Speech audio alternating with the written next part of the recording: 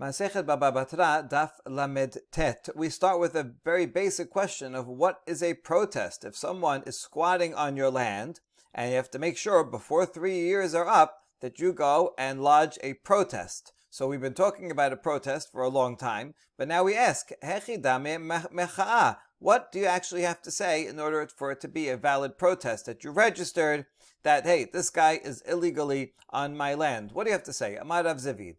Pelanya gazlanahu lavya mecha'a. Pelanya gazlanahu denakit la le'ar'ai begazlanuta ul machar teba'na lebedina havya macha'a. Rav Zavid explains, if the protester, the original owner of the land, comes and says, this guy who's squatting on the land is a thief, that's not sufficient. Okay, maybe he's a thief, maybe he stole it from someone else. You haven't said that it's your land, so it's not sufficient just to say that he's a thief. You have to say, he is a thief, and he took my land by thievery, and I am going to bring him to court tomorrow, meaning in the future, not literally tomorrow. When you say that, then it's a valid protest. You can't also just say, well, it's my land. You have to say that, because the fact is that he is on the land. So you have to explain, it's my land. Why is he on the land? Because he's a robber. And I'm not giving up on it. I'm planning to bring him to court at some point in the future. When you say those points, then it is a valid protest. So that's the formula you should say. Amar la temru le mai. So now we have a question. If the protester tells the witnesses, listen, I'm telling you that this is my land and he stole it, I'm going to bring him to court. But do me a favor, don't tell the squatter that I protested. I don't want him to know, right? Is that a valid protest? Is that protest sufficient to stop the chazakah? Amar Rav Zavid, haka amar la temrule. Rav Zavid says, no, that's not a valid protest because the protester told the witnesses, don't tell him. The whole point of a protest is that the word should get back to the squatter. Hey, listen, there's someone who's protesting your right to live on this land, your ownership of the land. And therefore, you better hold on to your deed. That's why you have to do it within 3 years while he still has his deed. And then he'll say, oh, I know there's a protester out there, I'll hold on to my deed. However, if the word does not get back to the squatter, and you come after 3 years and says, well, I've been here for 3 years, I bought it from you. Where's your deed? It's been 3 years. You haven't protested. You haven't said anything. So I wasn't careful about taking care of my deed. And that's why I don't have it. So that would be valid. He would have a valid chazakah. And therefore, if the protester tells the witnesses, don't tell the squatter, then that's not a valid protest according to Rav Zavid. Rapapa amar lidide la temrule la charine imru lehu chabrach chabra itle chabra de chabrach chabra itle. Rapapa disagrees, and he says, wait, the protester only said, do not tell the squatter directly. That's what he told the witnesses. But the witnesses can go and tell other people, right? So they'll tell their friends, and we know the principle. Every friend has a friend, and that friend has another friend. And after 3 degrees of separation, the word will get back to the protester, even if the witnesses don't tell him directly. We don't need the witnesses to go. In all the other cases, we don't need the witnesses to go say, listen, you have to go and tell the squatter that there's a protest. He doesn't have to do that. They just spread the word, they tell a friend or two, and then the word gets back eventually. And therefore, the Papa says, even if the protester says, don't tell the squatter, nevertheless, it's still a good chazakah. Next case. Amru le, la amrinan le. Amar Rav Zavid, amaru le, la amrinan le. If the witnesses said, listen, we're not going to tell the squatter. It's not that the protester asked them not to say. They on their own decided, just thank you for telling us that this is your land. We're not going there, and we're not going to tell him. Rav Zavid says that's no good, because the witnesses said that we're not going to tell them, and therefore it's not a valid protest, because they're not going to tell the squatter, and the squatter won't know that there's a protest out there. Rav Papa Amar ledide la amrinan le la charine amri lehu chabra itle v'chabra de chabra itle. Rav Papa disagrees in this case also. Right, similar to the previous case, that these witnesses, they only said we're not going to tell the squatter that there is a protest. But we're going to tell others, right? They like to talk. Everybody likes to talk. Oh, I have a good story. Did you know? Right? I got a protest. This guy was on this land. And that friend will have a friend, and the friend of a friend will have a friend, and therefore the word will eventually get back. So Rav Papa disagrees with Rav Zavid on this case as well. Next case, Amar lehu la tepuk lechu shuta. Amar Rav Zavid hakamar la tepuk lechu shuta. If the protester said, I don't want a word to emerge from you about this matter, right? I'm telling you a protest. This guy is on my land and he stole it. I'm going to bring him to court. I don't want you to tell a soul about this. Don't tell anybody about this. Is that a valid protest? Rav Zavid says no. He told them, don't tell anyone about this. And therefore, that can't possibly be good. In this case, Rav Papa has no disagreement. So it sounds like everybody agrees in this case. You see, it's different than the first case. In the first case, the protester said, don't tell the squatter about it. But they could tell other people. So they'll tell other people. But here he says, don't tell anybody about it. Well, in that case, that's certainly not going to, we assume they're going to listen to this request, and they're not going to tell anybody. There's no possibility of it getting back to the squatter, and then the squatter will say, I didn't know about any protest, and then he'll have a valid chazakah. So this will not work. Amru le, lama pekinan shuta.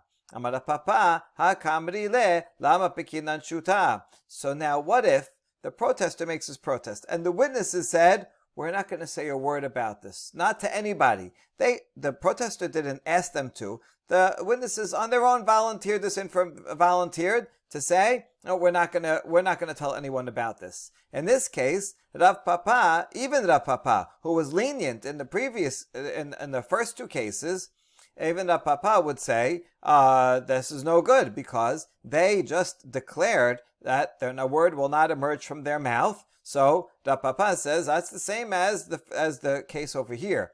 Whether the protester said, don't tell anyone about this, or whether witnesses say we won't tell anyone about this, either way, it's no good. So even Rav Papa agrees with that. Rav Papa is only lenient in a case where either the protester says or the witnesses say, we're not going to tell the squatter, but they will tell other people. Fine, as long as you'll tell someone. But if you're not going to tell anyone, then Rav Papa says, no good.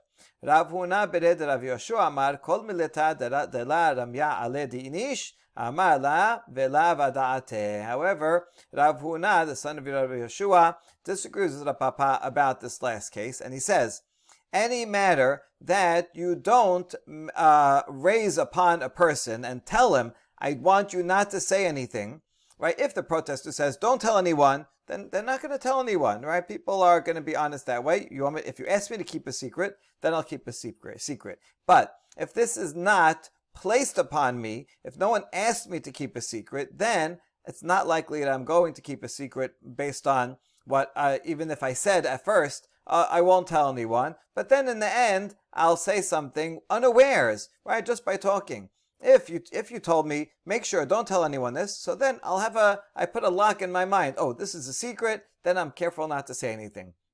But if I volunteer to say, listen, I don't think I'm going to tell this to anybody, but I didn't make a you didn't ask me for it, so then I'm not going to be so careful about it because it's not like I'm beholden to you. And since it was not made incumbent upon me to keep it a secret, so therefore, in conversation, probably I will tell someone about it. And therefore, Rav Huna says in the last case, this is a valid protest because the protester didn't say, don't say anything. The witnesses themselves said, we're not going to say anything. But in the end, they probably will say something. And the word will get back to the squatter. Amar Rava, Amar Rav Nachman. Mecha shelo befanav havya macha'a. Back to a topic we've discussed a couple of times. Rava says in the name of Rav Nachman that if there's a protest that's not in front of the squatter, that's still a valid protest. It could be anywhere. That's okay because the word will get back.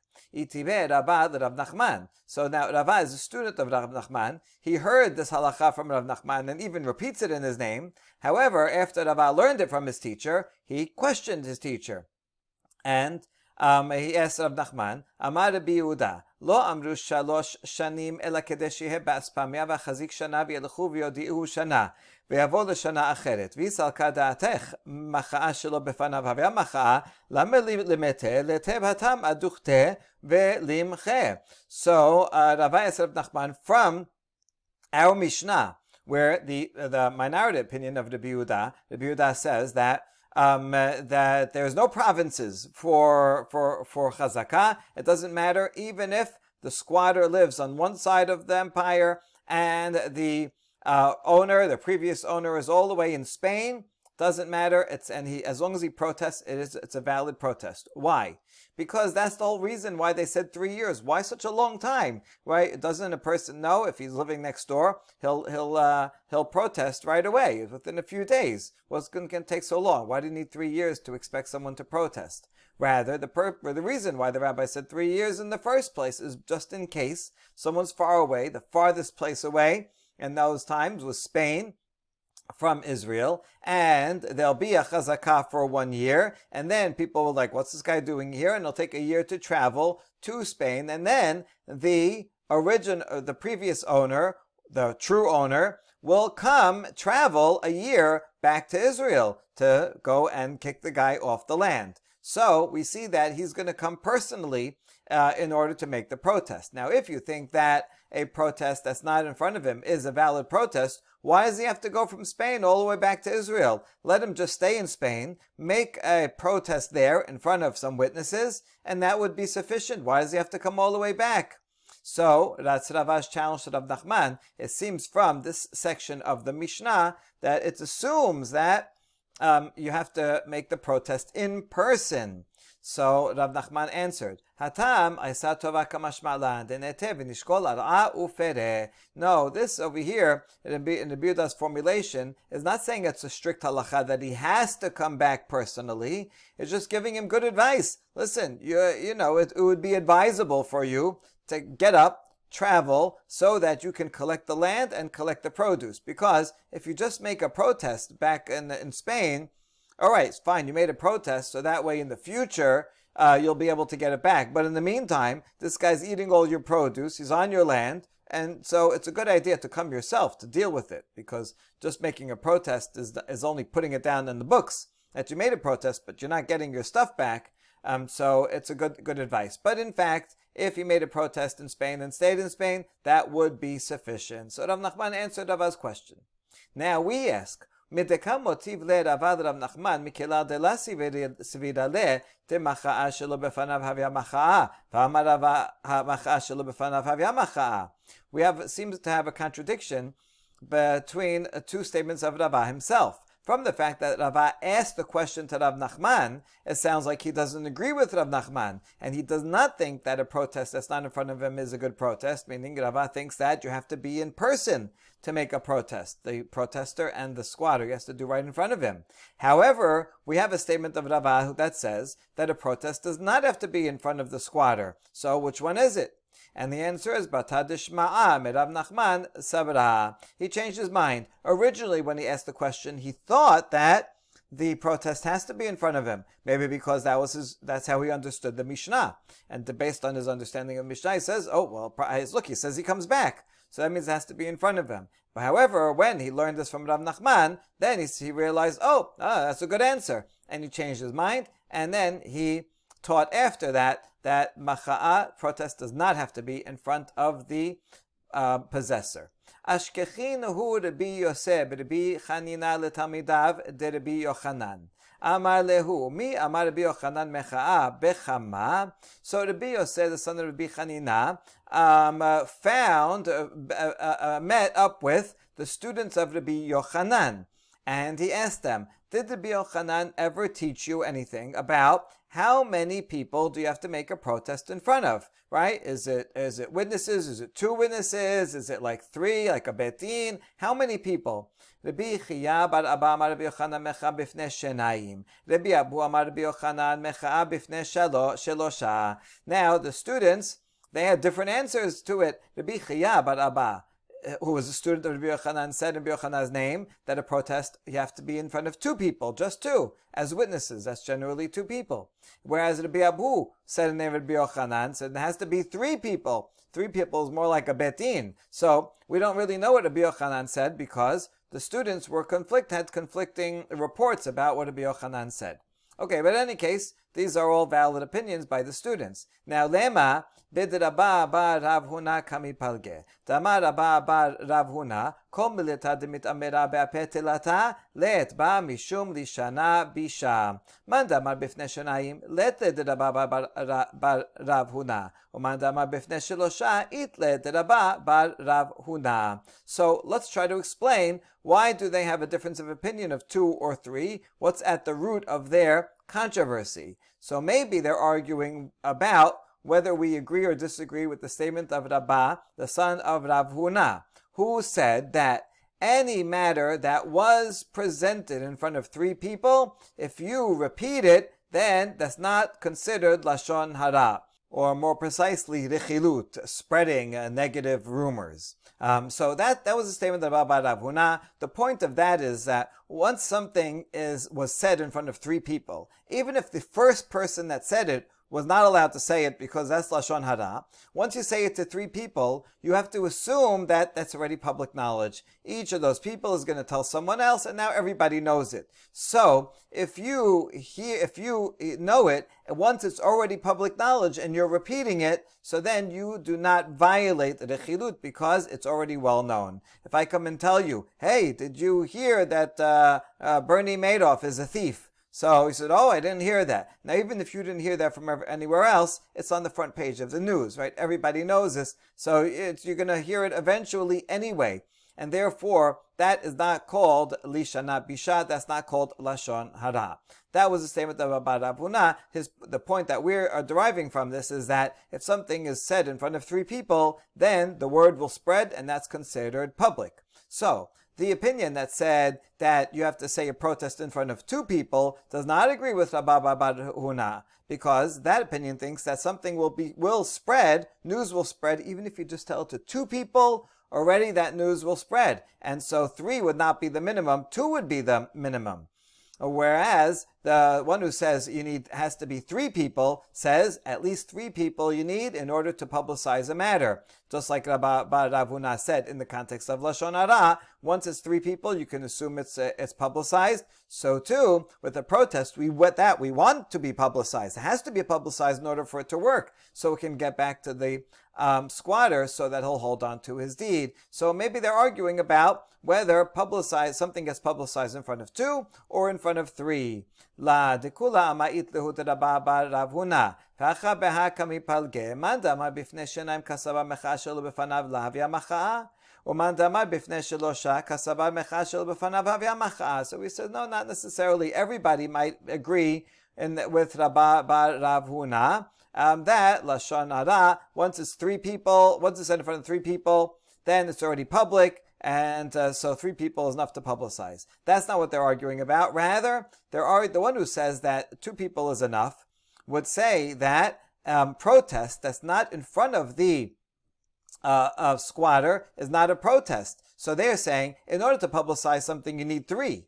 But for this, you don't need to publicize it because it has to be right in front of them. The protester has to go face to face to the squatter, and he needs witnesses so that he can call on them later and say, listen, last year I already made a protest. It could be, several years later. So sometime within the first 3 years he makes a protest. He has witnesses for it. Then he doesn't have to worry. He might come back after 10 years and says, listen, I had witnesses. They acknowledge and testify that I made a protest, and therefore you cannot claim a chazakah. So you need 2 witnesses, but you don't need to publicize it because it has to be in front of him. And the other opinion that says you need 3 witnesses assumes that a protest does not have to be in front of the squatter, and therefore you need 3 to make it public so that the word will get back to the squatter and he'll hold on to his deed. That's all one interpretation. And now another one. It could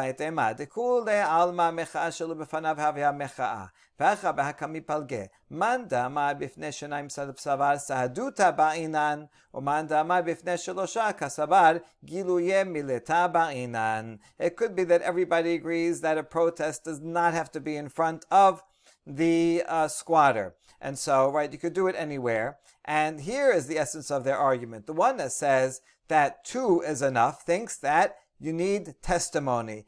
And as long as you have two witnesses, so you have testimony, and it does not need to be publicized. Now, how is it going to get back to the ears of the squatter without if it's only in front of two and it's not in front of him? So the Rishonim explained that according to this opinion, it seems that the way that the chazakah works is not that the squatter has to hear it so that he holds on to the deed. That's not the mechanism of chazakah. Rather, the point of the chazakah is that the one who's squatting on the land can say, if it's yours, why didn't you protest in the first 3 years? It's the lack of protest that proves that this guy didn't really own it beforehand, and therefore the squatter must be the rightful owner. That's the lack of protest. That's the key. So as long as he has two witnesses that he did protest, that's sufficient to break the chazakah. It's not about having the deed or not, right? We want to know that if it's really yours, you should protest. You have 3 years. That's sufficient time to. If you don't protest in 3 years, that's actually a proof that it's not yours. So as long as you protest, it doesn't matter if it's publicized and it gets back to the squatter or not. That would be the first opinion that says 2. And the one that says 3 says, the matter has to be revealed, and people have to know. And therefore, we need 3 so that it will be publicized, and that way the word will get back to the squatter. Next, Gidel bar min Yomi hava le mahuya ata le mahuye ashkechinu l'Rav Huna ulchia bar Rav ulrav Chilkiya bar Tovi tahavu yatvi umacha kamayhu. So there was the sage Gidel, the son of Minyomi, and he wanted to protest something. It doesn't actually say he was a rabbi, so he was a person, whoever he was, and someone was squatting on his land. And so he wanted to protest. He was walking by, and he saw these 3 sages all sitting together. Good, he had 3 people. And he went to them and said, this guy stole my land, it's mine, and he stole it from me, and I'm going to bring him to court. L'shana hadad ata lemachuye amaru le lasirichat hachi amar Rav kevan shemicha shana rishona shub eno sarich lemachot. Then a year after, he didn't bring him to court, or he didn't kick him off the land yet, and so the same Gidel comes, and the rabbis are still sitting there. It's a long session the next year. And so he comes back to them and he makes another protest. He wants to make another protest. And they say, you don't have to make another protest because Rav taught that as long as you protested the first year, you don't have to protest again. You lodged your protest. That's it. It's here. It's on the books. And that's good forever. Even if you don't do anything for a long time, you have the protest on the books and you can always go and rely on that and get your land back, and the squatter cannot make a chazakah. Another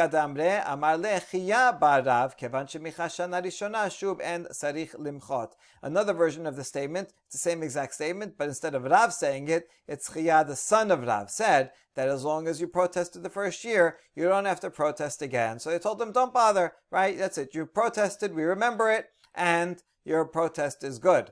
Amar Resh Lakish Mishum Bar Kapara v'Sarich limchot besof kol shalosh v'shalosh. Now Resh Lakish said the name of Bar Kapara. It's not sufficient just to make a protest the first year.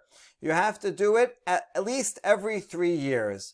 So you don't have to do it every year. If you did it, let's say year 1, so year 2 you're still good because he can't make a chazakah then. But within 3 years of year 1, let's say you did it year 1, so before the year 4 is up, make a protest, and then don't let a full 3 years pass without making a protest, because then he could say, well, the squatter can say, when did you make a protest? You made it, it's 4 years ago, 5 years ago. I have a chazakah since. I bought it from you after that, and therefore I have a chazakah and you didn't protest. And so you have to renew your protest within every 3 years. Taheh bar Rabbi Yochanan v'chi gazlan yesh lo chazakah. Rabbi Yochanan argued against this and says, what, does a robber get a chazakah? Someone steals your land, and you didn't, and you went and you said, protest, this guy stole my land, and you didn't get it back for a long time, for 10 years.